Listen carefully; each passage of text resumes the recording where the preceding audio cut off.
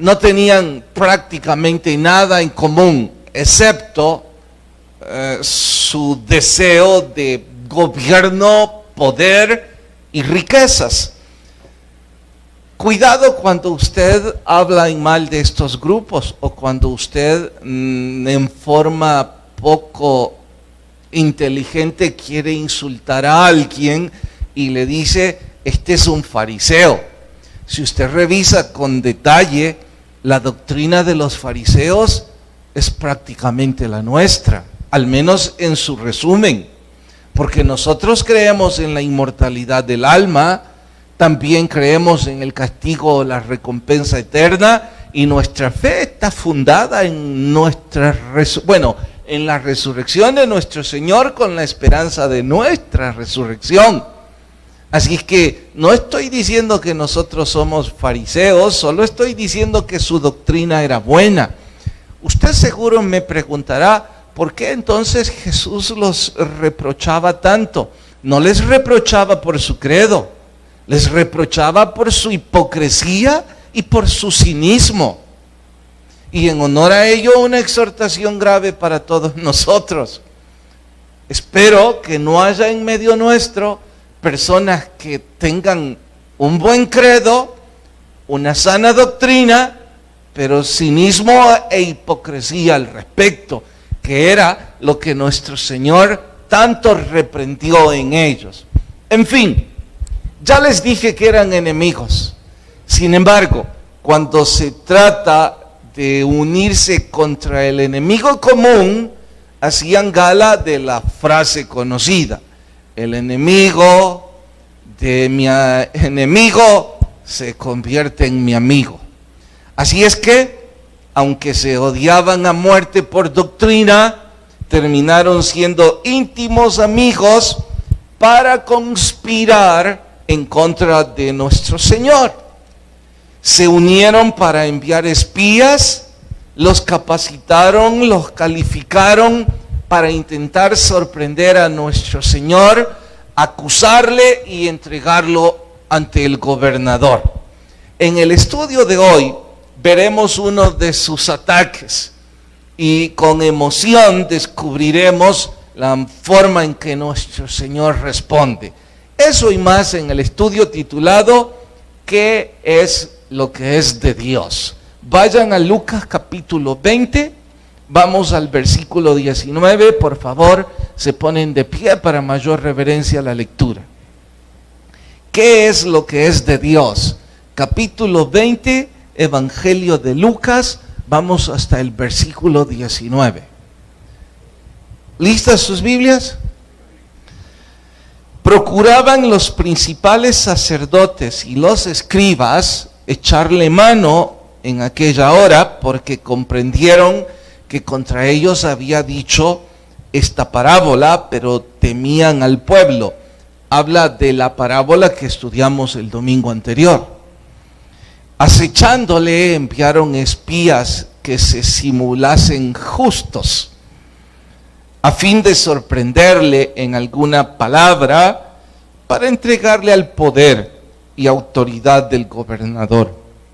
Le preguntaron diciendo: Maestro, sabemos que dices y enseñas rectamente y que no haces excepción de persona, sino que enseñas el camino con verdad. Un paréntesis, no es nuestra temática, pero haría mal si no lo resalto.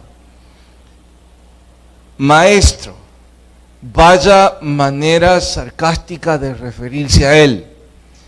Luego, con toda ironía, la lisonja: enseñas rectamente y no haces acepción de personas. Bueno, y si ellos consideran a Jesús un maestro, ¿por qué le dicen esto? Simple y sencillamente, tras una lisonja sabemos que hay un motivo oculto, o mejor digo, o corrijo, tras cualquier elogio o halago que recibamos, lo más seguro es que hay un motivo oculto tras ello, y eso lo convierte en lisonja. Cuidado entonces usted o yo cuando recibimos el aplauso de alguien. Oiga, predicador, pero el reconocimiento puede ser genuino, honesto y libre de motivo oculto. Sí, es cierto, puede ser así, pero usted y yo no conocemos el corazón del prójimo y por ello el consejo más sabio acá es los elogios, los halagos o los reconocimientos. Lo mejor es recibirlos, agradecerlos con respeto y buena educación, pero jamás tragárnoslos. De la misma forma que un pez se traga la carnada, usted y yo terminaremos siendo enredados si aceptamos el elogio o el halago. No importa si se trata de el ministerio, no importa si se trata de su profesión secular o su trabajo, o simple y sencillamente de su apariencia. No lo olviden, o no lo olvidemos. Detrás de ese reconocimiento puede existir un motivo oculto que, como una carnada, está a punto de enredar a los incautos. Si usted y yo nos comemos la carnada, vamos a tener que batallar con el anzuelo. Sigo leyendo. Versículo 22. Aquí viene la pregunta. ¿Nos es lícito dar tributo a César o no? En español nuestro, ¿debemos pagar los impuestos a Roma?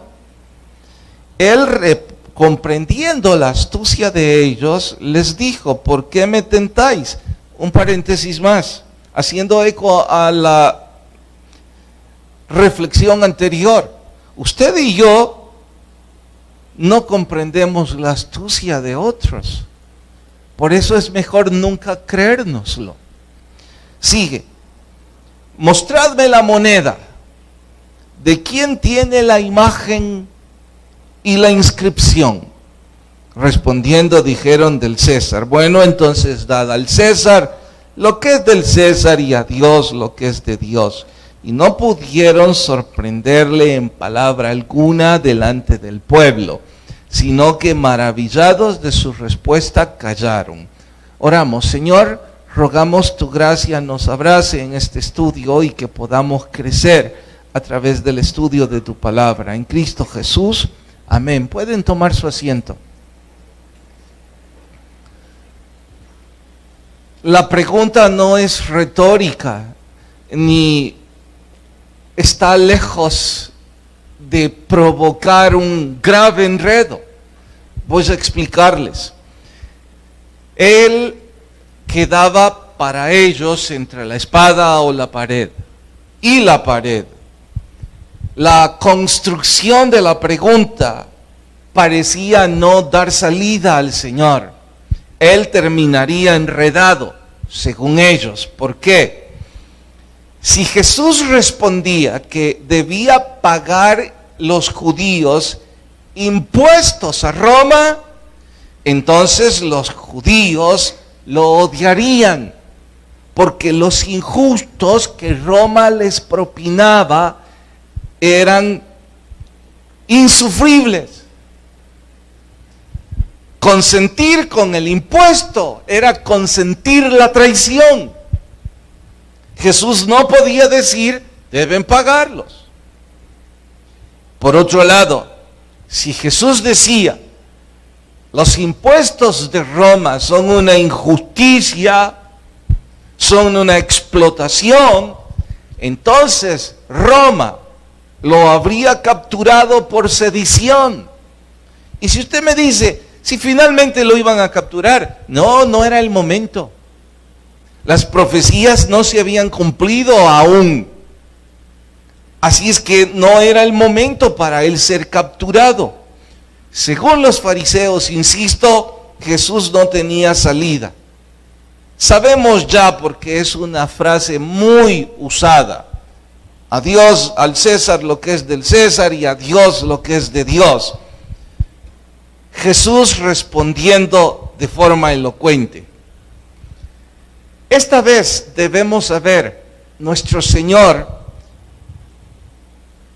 reclamó o respondió elevando la pregunta a un nivel superior. Ellos estaban hablando de una situación práctica y material. Jesús lo llevó a una posición muy por arriba. Esto me deja entonces entender varias lecciones para mi vida diaria. Quizás algunos deben aprenderlas conmigo. La primera es que Jesús dejó muy claro que la autoridad civil debe ser obedecida. ¿Hasta dónde? Hasta que ésta signifique desobedecer a Dios. Pero en este caso no era el asunto, porque Jesús dice, la imagen de quien tiene la moneda, deben todos saber. En ese entonces las monedas, sin importar si se trataba de bronce, plata, oro o cualquier otra aleación metálica, siempre eran acuñadas con el rostro del que gobernaba. Esto también dejaba el mensaje implícito que por doquiera la moneda reinaba, le pertenecía a ese territorio al gobernador. Un asunto totalmente material y de autoridad civil. Así es que Jesús está diciendo, la autoridad civil debe ser obedecida hasta que no signifique desobedecer a Dios. El caso puntual es Daniel. Conocemos la historia que el emperador dio el decreto que nadie debía orar. Daniel no iba a obedecer eso, porque eso sería deshonrar a Dios. Y sabemos el final de la historia, como un ejemplo para nuestro diario vivir. Hoy no lo voy a retomar, porque más bien quiero aplicarlo y decir esto. Para fortuna nuestra, países como El Salvador, y hoy por hoy, cuando menos, tenemos el privilegio de que los gobiernos nos dan la libertad de culto. Y repito, al menos hoy por hoy, es un grande privilegio. Todo lo demás no debería ser importante para nosotros. Hay muchos países que no tienen el privilegio de profesar la fe que ellos quieren. Viven cantidad de privaciones, viven cantidad de frustraciones en torno a su fe. Nosotros no tenemos ese sufrimiento, y yo creo que nuestras privaciones o nuestras frustraciones por los que estén en el gobierno de turno, quienes quiera sean, son una tontería comparado con las privaciones que viven hermanos en Cristo en otras culturas, en donde ellos no pueden con libertad profesar su fe. Así es que todo lo demás no debería ser importante para nosotros. Tenemos la obligación bíblica de promover la paz. Nosotros como cristianos deberíamos ser luz en nuestro estilo de vida como ciudadanos. Sí, entiendo que haya personas en los gobiernos que nos hagan sentir repugnancia por su forma de conducir el poder. Eso no significa que nosotros tenemos el derecho de irrespetarles o volvernos parte de un grupo crítico, fastidioso, público para desmoronar el gobierno.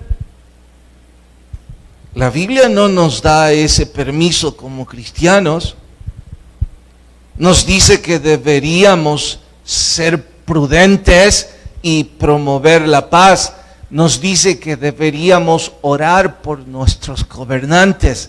De hecho, ya empezó la campaña electoral. Nosotros deberíamos estar en campaña de oración también, que el futuro presidente de este país nos siga permitiendo la libertad de culto.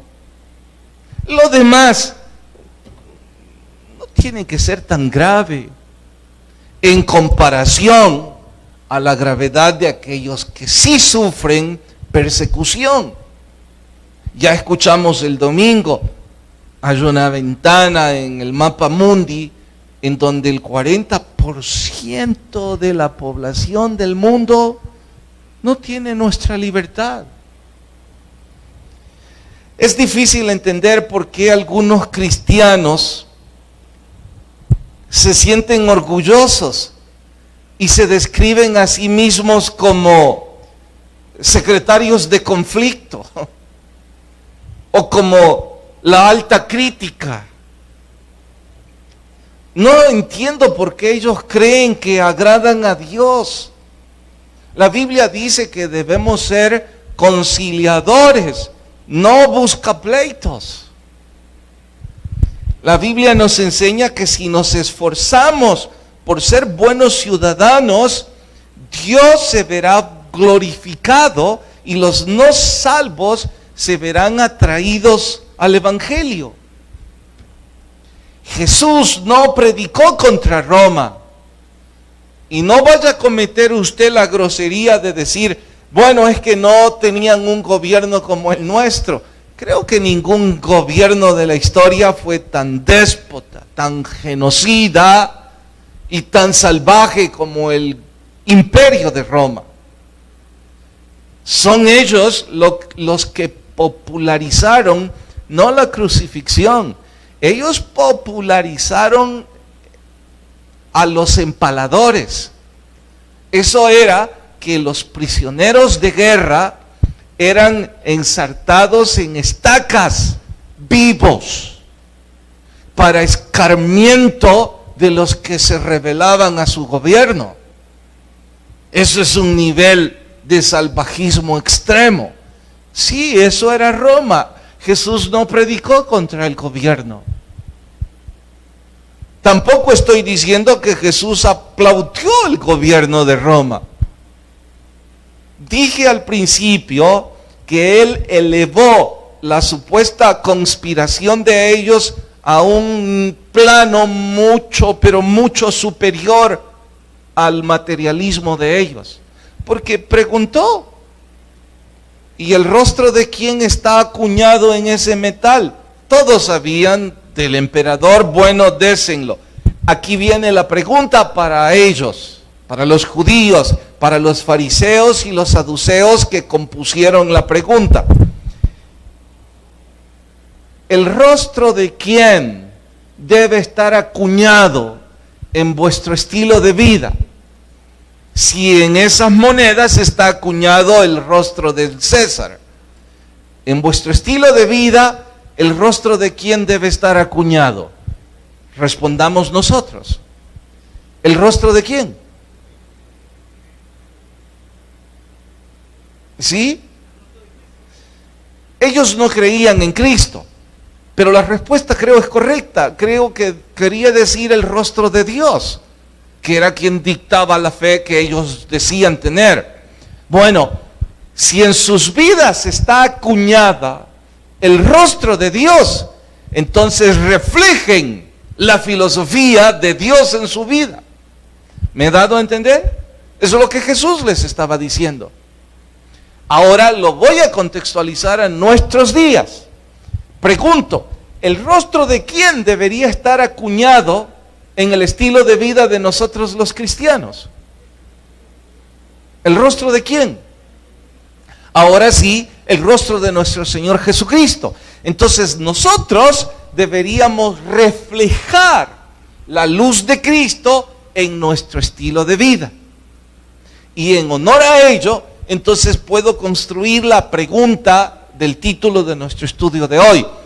Porque Jesús dijo, al César lo que es del César y a Dios lo que es de Dios. le pregunto a la iglesia de Cristo, ¿qué es lo que es de Dios?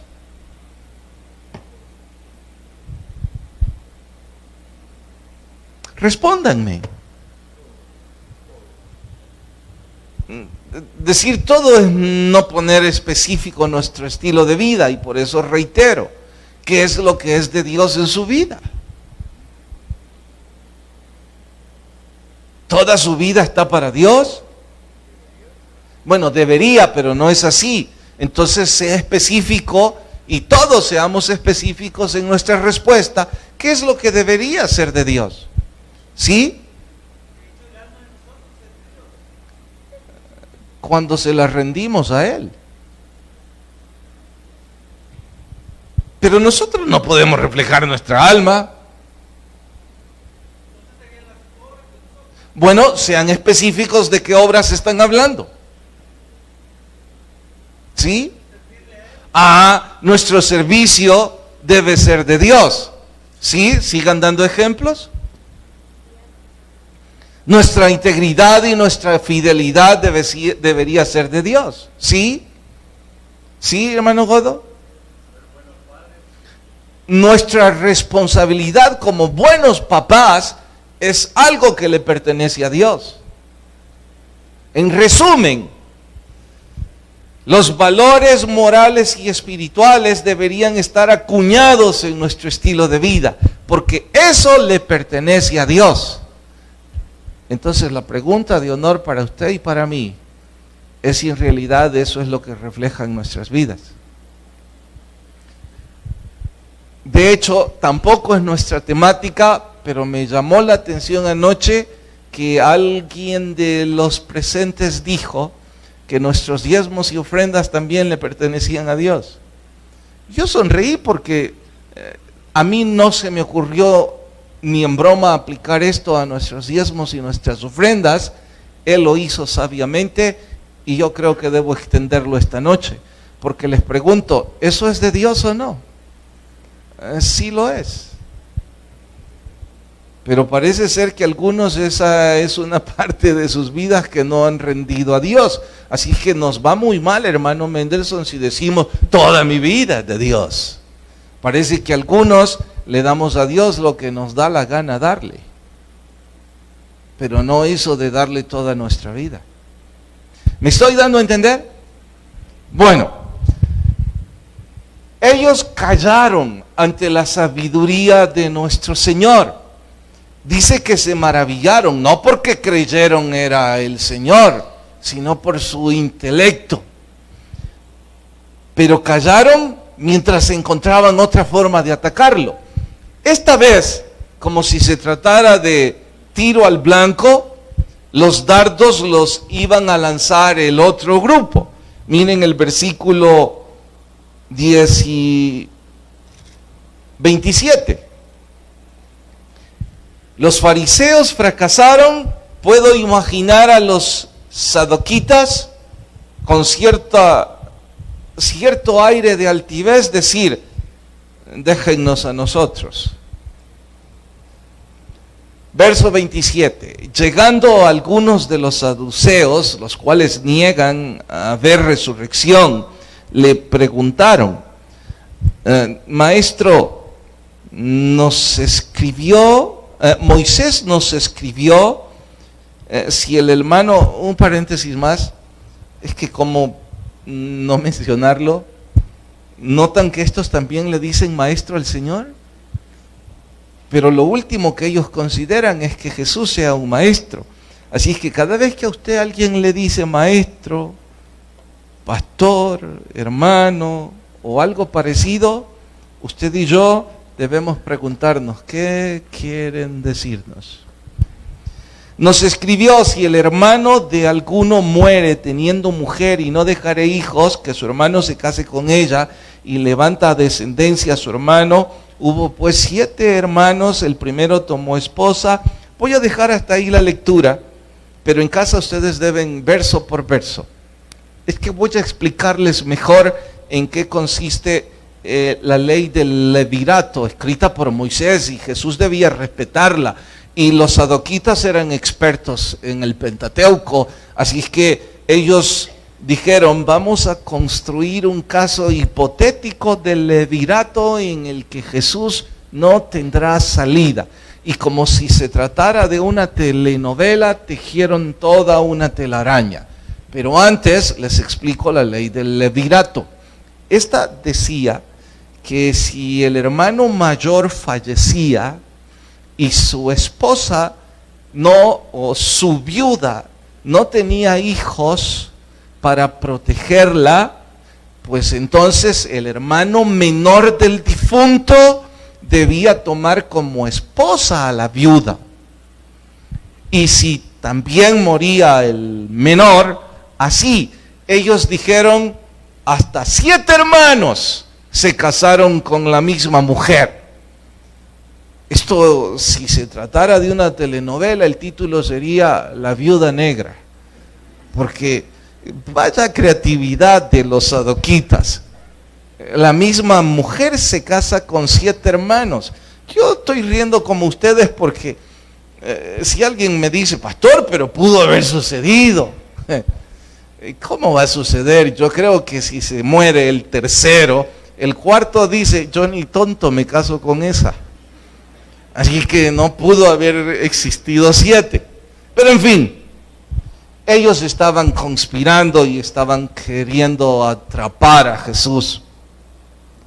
Jesús les dijo de forma muy práctica, haciendo eco también del levirato, 2 cosas. La primera, en el cielo no habrán matrimonios. Seremos asexuados. Seremos como ángeles. Sé que usted está a punto de decirme, pastor, a ver, explique bien cómo vamos a hacer en el cielo. Mire, hay tan poco en la Biblia de cómo vamos a hacer en el cielo, que cómo voy yo a ocupar tiempo para aquí decirles, vamos a narrarles cómo será la vida en el cielo. Yo más bien les diría, asegúrense que al menos lleguemos, por último, pero que lleguemos. Lo demás ya es ganancia. Así que, ¿para qué enredarnos en cosas que no podemos siquiera imaginar? Sé que algunos predicadores disfrutan de hablar de eso y quizás si lo hacen con el ánimo de poner esperanza en una vida mejor, en buena hora. Calles de oro y mar de cristal que la Biblia describe en el Apocalipsis, pero yo no puedo imaginar eso. Mi concepción humana, imaginen calles de oro y un mar de cristal, solo puedo decir, debe ser hermoso, pero no sé mucho. Entre mis fantasías siempre digo, ojalá se pueda comer en el cielo, que es un gran placer. Y cuando reviso que el cuerpo resucitado de nuestro Señor comió, me hace creer que vamos a comer, pero no vayan a pupusas, dice. No vayan a salir después de este culto diciendo que vamos a comer. Doctrinalmente el pastor nos enseñó que vamos a comer pupusas en el cielo. Solo digo que Jesús les aclaró, no habrán matrimonios en el cielo. Y además de eso, Moisés enseñó la resurrección de los muertos en el Antiguo Testamento. Cuando ellos escucharon eso, no podían refutar, porque ellos eran conocedores de la ley de Moisés y que Moisés había hablado de eso. Así es que emocionados, lean más tarde en casa, dicen, bien has dicho, maestro. Pero no es que estuvieran aplaudiendo la respuesta. Se hicieron los tontos porque estaban avergonzados. Jesús les avergonzó. Claro, ellos queriendo parecer muy intelectuales, rayaron en la desfachatez y el ridículo. No puedo ni en broma saltar la resurrección de Jesús. No puedo ni en broma saltar el hecho de que nuestra fe está fundada en la resurrección de nuestro Señor. Y con emoción estoy diciendo esto porque los que somos parte del club de lectura saben que el libro de Josh McDowell en los últimos capítulos presenta la resurrección de Jesús como un hecho irrefutable. Lo presenta de una manera tan académica que uno termina concluyendo, ¿cómo puede alguien no creer? Déjenme mencionarles algunos argumentos en los últimos capítulos de ese libro. Entre otros, ¿con qué palabra, una sola, describirían ustedes a los discípulos cuando Jesús fue capturado y llevado a la cruz, el momento en que ellos huyeron? Recalco, con una sola palabra, describan la actitud de los discípulos. ¿Cómo eran ellos? Cobardes. Esa es la menos grosera de las descripciones. Y yo no estoy exagerando. Pedro le dijo al Señor horas atrás, aunque todos estos, yo jamás voy a abandonarte. No dice que fue el primero, pero sí fue uno de los primeros cobardes que huyó. Así es que sin yo afán de criticarlos, sí fueron cobardes. Cuando digo que no tengo el afán de juzgarles, es que si yo me pongo en su calzado, yo habría hecho igual. Imaginen durante 3 años tener la esperanza de que Él es el Mesías príncipe, haber fundado todo mi futuro en su causa, haber abandonado a mi familia, mi trabajo, mi dinero, mi credo, exponerme para que el supuesto Mesías príncipe termina ejecutado en la peor de todas las muertes que Roma podía propinarle a un criminal. Es que a la cruz solo iban los peores criminales. Así es que si aquel a quien yo he confiado mi fe y mi vida termina crucificado, pues lo más seguro es que yo también me habría sentido desilusionado, decepcionado y habría corrido como un cobarde. Eso eran los discípulos. Sin embargo, días después, ellos estaban dispuestos a morir por la causa de su Señor. No solo estaban dispuestos, ellos murieron por la causa del Señor. Estoy diciendo, de cobardes a hombres de acero. ¿Qué provoca semejante cambio en una persona? ¿Qué hace que usted o yo seamos cobardes y días después estamos dispuestos a morir por esa causa? ¿Qué hace semejante conversión? ¿Qué la provoca, hermano? No fue el Espíritu Santo. Casi lo ha dicho, pero no lo dijo bien, hermano. Lo que provocó semejante conversión fue la experiencia con el Cristo resucitado. Jovencitos, no puedo seguir si ustedes siguen con ese irrespeto.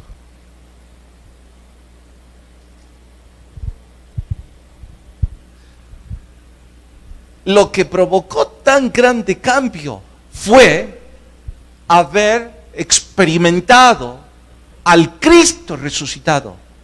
Noten, el Jesús encarnado en Cristo no provocó a esos hombres de acero. Lo que provocó hombres de acero fue el Cristo resucitado, al punto de que murieron por su causa. Sí, sé que los más escépticos dicen, pero es que no son los únicos que han muerto por lo que creen. En realidad, en la historia, muchos han entregado su vida por su credo. Pare ahí. Si bien es cierto que algunos han muerto por lo que creen, ninguno de ellos estuvo dispuesto a entregar a toda su familia. Ni nunca se dio un movimiento tan multitudinario que convirtiera al mundo. ¿De qué estoy hablando? surge el supuesto intelectual que en la historia sugirió que lo que los discípulos tuvieron fueron alucinaciones. Que la depresión, la angustia y la decepción los empujó a alucinar y creer que el Cristo había resucitado. Vayan a 1 Corintios 15. O voy yo solo. 1 Corintios 15.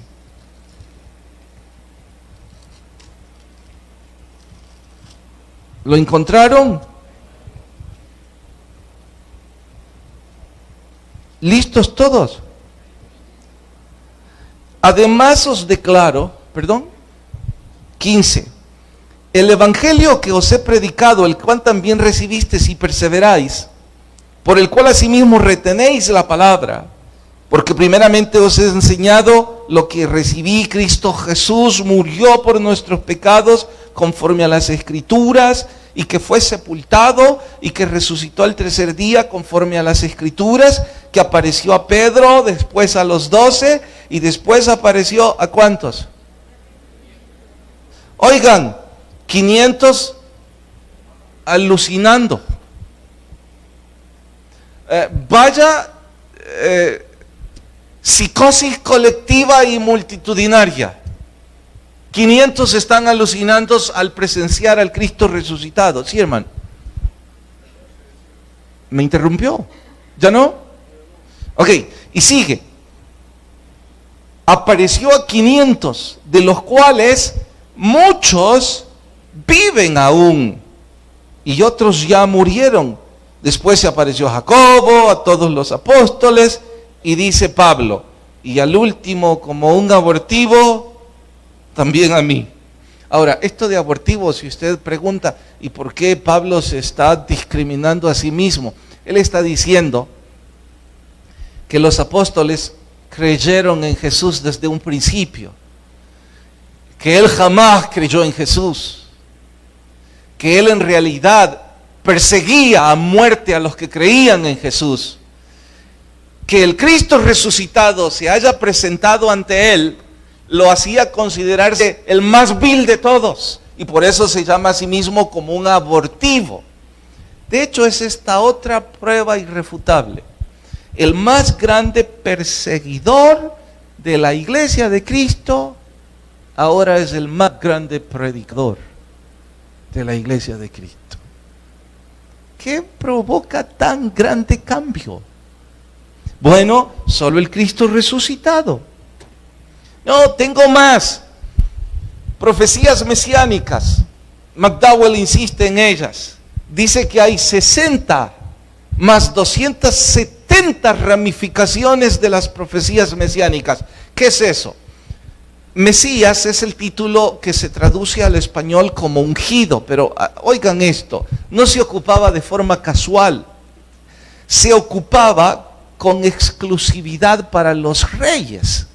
El sumo sacerdote tomaba un cuerno en el cual llevaba aceite, congregaba al pueblo y hacían la consagración, la instalación del monarca. Cuando ellos derramaban el aceite, eso era la unción, y esa era la ceremonia en donde decían que Dios estaba ungiendo a ese rey. Bueno, la frase era ocupada de forma profética para referirse al que se convertiría en el Redentor del mundo. Ese es el Mesías príncipe.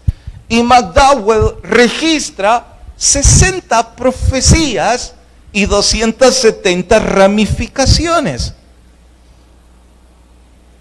Olvido el nombre de la empresa que ofreció dinero a aquella entidad o persona natural que hiciera nombrar a una persona en la cual la mitad de las profecías bíblicas se cumplían en él. No hubo ninguno. En Jesús se cumplieron todas. Y todas son especiales.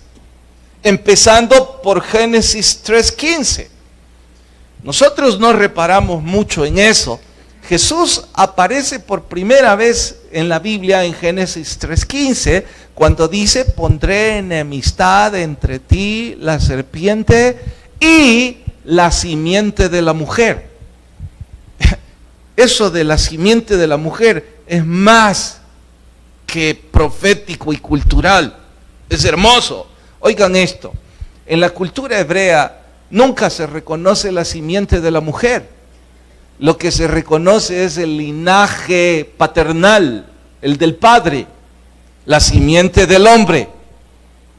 Pero el Mesías príncipe sería simiente de la mujer. ¿Por qué? Porque no sería engendrado por hombre, sino por el poder del Espíritu Santo. Desde entonces arranca una cantidad de menciones, yendo por el lugar donde iba a nacer, la forma y el animal en el que entraría, el amigo que lo traicionaría, la cantidad de monedas de plata que pagarían por él, dónde sería depositado ese dinero, cuántos le seguirían. Hay tantas, pero tantas profecías cumplidas en la persona de Cristo que una vez más debemos preguntarnos: ¿cómo no creer en el Cristo resucitado? Pastor, nosotros no conocemos nada de esa historia, nosotros no lo hemos visto. Oigan, es cierto que esto requiere un poquito más de estudio, pero nosotros hemos visto el poder del Cristo resucitado en nosotros mismos o en la conversión de algunas personas que conocemos. Cómo de la noche a la mañana se convirtieron en alguien totalmente diferente de lo que eran. Durante años no tuvieron respeto alguno, por fe alguna, y ahora son creyentes vehementes. ¿Qué provocó tan grande cambio? El Cristo resucitado operando en sus vidas. Personas que han estado en adicción, personas que han sido ateas, personas que han sido indiferentes, personas que han sido terriblemente llenas de avaricia, ahora rinden sus vidas al servicio de Jesús, se van el fin de semana a una misión, quieren compartir su fe. Solo el Cristo resucitado puede hacer eso. ¿Qué tiene que decir un predicador para que nosotros querramos buscar a Jesús como nuestro Señor? Evidencias no nos hacen falta. Lo que nos hace falta, yo creo, es lo que le hacía falta a los fariseos y no a los saduceos. Los saduceos estaban abiertamente declarados en contra de la doctrina de Cristo. Los fariseos no tenían mucho problema con su doctrina. Lo que no querían era rendir sus corazones a Cristo. Y pienso que eso es lo que sucede en países como el nuestro, países eminentemente, entre comillas, religiosos.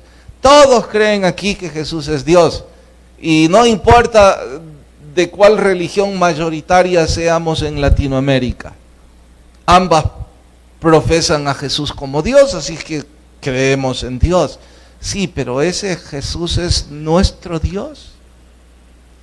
Nuestro estilo de vida refleja el Evangelio de Cristo acuñado hacia otros.